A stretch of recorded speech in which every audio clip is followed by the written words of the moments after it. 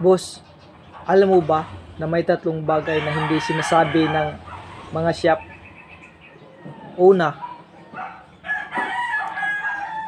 yung pumili ka ng ganito, tulad ng ganito gulong, sinasabi nila na kailangan ng palitan kahit pwede pa naman. Yan, sinabi nila talaga yun, boss, kailangan na siya palitan yung gulong mo kasi manipis na.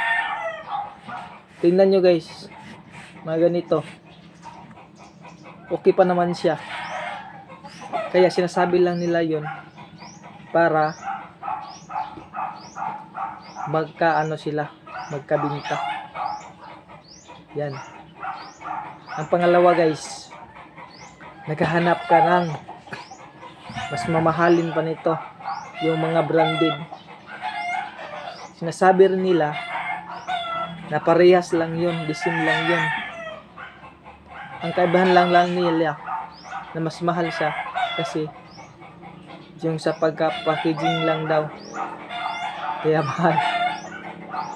Pero sa totoo lang guys, magkaiba talaga yung branded at saka yung replacement lang. Mas maganda yung replacement, yung branded kaysa replacement. Matagal masira, kaibahan sa replacement. Para dahil sinasabi lang nila yung guys na design lang para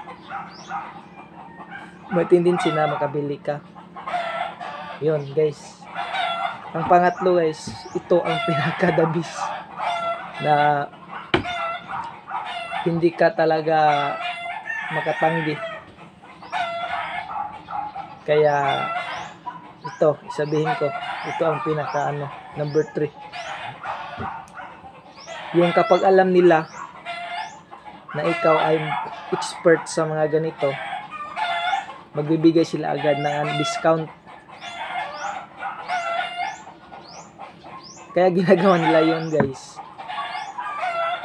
para